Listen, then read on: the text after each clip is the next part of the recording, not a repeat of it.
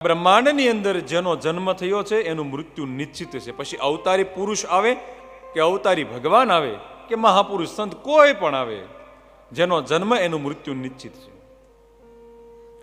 તો અખિલ બ્રહ્માંડના અધિનાયક અને જીવ માત્રને પોતાની અંદર સમાવી લેનાર ભગવાન મહાદેવ એ મૃત્યુના દેવ છે, મૃત્યુના સ્વામી છે. આપણે સૌ જીવન જીવવામાં સફળ થયા છીએ, પણ સારી રીતે મૃત્યુ થાય એમાં હજુ આપણે સફળ નથી થયા. તો એમાં સફળ થવું જરૂરી છે.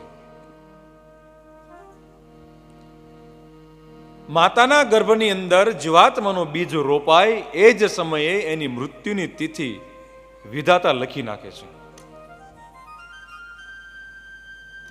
આપણે બે દિવસ પહેલા વાત કરી હતી કે મૃત્યુ તો નક્કી જ હોય છે, પણ વ્યક્તિ પોતાની ઈચ્છા અનુસાર મૃત્યુને ગમે ત્યારે આમંત્રણ આપી શકે છે. 3 પ્રકારના મૃત્યુ: એક કુદરતી મૃત્યુ, માનવનું શરીર શિથિલ થવા લાગે અને દેહ જતો રહે, આ કુદરતી મૃત્યુ. બીજું આકસ્મિક મૃત્યુ છે, જે મને તમને ખબર નથી, વાહન લઈને નીકળ્યા અને અકસ્માત થઈ ગયો. તો આકસ્મિક મૃત્યુ એ કુદરતની દેન નથી, એટલું યાદ રાખજો. આપણે બધા એવું સમજીએ કે એને ભગવાને યોગ લખ્યો છે એટલે એનું એ રીતે કમોતે અવસાન થયું. નહીં, કુદરત ક્યારેય કમોતે અવસાન કોઈને આપતી નથી, એની વિધિ પ્રમાણે જ આપે છે. એક્સિડન્ટ થયું તો કંઈક ભૂલ છે તમારી. આકસ્મિક મૃત્યુ 2 પ્રકારે થાય છે. એક બેદરકારીથી થાય છે. તમે સમજો કે અમદાવાદથી ભાવનગર જવાનો રસ્તો સિંગલ પટ્ટી હોય તો કેટલા એક્સિડન્ટ થાય, અને એ જ જગ્યાએ 3 લાઇન રોડવે વચ્ચે ડિવાઈડર હોય તો કેટલા એક્સિડન્ટ થાય. તો સલામતીના અભાવથી પણ મૃત્યુ થઈ શકે છે. બેદરકારીમાં જાણતા હોવા છતાં જવું. અહીં ઇમારત ચણાય છે, ઇમારત ઉપરથી કોઈ પણ વસ્તુ નીચે પડી શકવાની સંભાવના છે.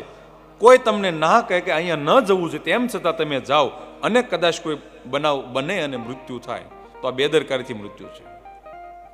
બેદરકારી મૃત્યુના 2 પ્રકાર: એક આહાર અને વિહાર. વિહાર એટલે ન જવાની જગ્યાએ જવું, જોખમ ખેડવું, આ વિહારથી મૃત્યુ. બીજો આહારથી મૃત્યુ. આ આહાર મને નુકસાન કરતા છે તેમ છતાં ખાવું, આ આપણી બેદરકારી છે.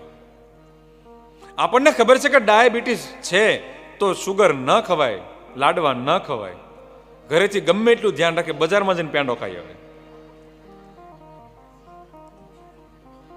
બને ને? ખબર છે કે તળેલી વસ્તુ ખાવાથી એસિડિટી થાય છે, તેમ છતાં ખાઈ લે, તો આ બેદરકારી છે. ભગવાને માનવને એવું શરીર આપ્યું છે કે 100 વર્ષ સુધી તંદુરસ્ત જીવન જીવી શકે છે, પણ ક્યાંક આપણી ઉણપ અને આપણી બેદરકારીથી મૃત્યુ થઈ રહ્યું છે. અંગો શિથિલ થઈને મૃત્યુ થાય તો સમજવું કે અહીંયા ભગવાનનું આમંત્રણ છે. અને ત્રીજો પ્રકાર છે સ્વ આમંત્રણ. સ્વ આમંત્રણ એટલે આપઘાત કરવો. આપઘાત કરીને મૃત્યુ પામવું એ ભયંકરમાં ભયંકર મૃત્યુ કહેવામાં આવ્યું છે. કારણ કે કુદરતની અવધિ પહેલા જે માનવ મૃત્યુને સ્વીકારી લે છે એ જીવાત્મા ભટકે છે, એને સુખ અને શાંતિ પ્રાપ્ત નથી થતી. તો આ મૃત્યુના અનેક પ્રકાર છે. આપણે અગાઉ વાત કરી કે કોઈ વ્યક્તિ આપઘાત કરે તો આપણે એને સમજાવવાનું કે આપઘાત કરવાનો પ્રયાસ ન કરવો, અને આપણે જિંદગીમાં તો ક્યારેય નહીં કરવું. અને ભગવાનની કથા સાંભળતો એ તો ક્યારે આવો નિર્ણય લે જ નહીં. પણ બની શકે જીવનની અંદર કોઈ હિમાલયના પહાડ જેવા દુઃખના ડુંગરો આવી જાય અને ત્યારે માનવ આવો નિર્ણય લઈ શકે છે. પણ પ્રયાસ કરવો, આવો નિર્ણય ક્યારે ન લો. કોઈ લે તો પણ એને મનાઈ કરવી.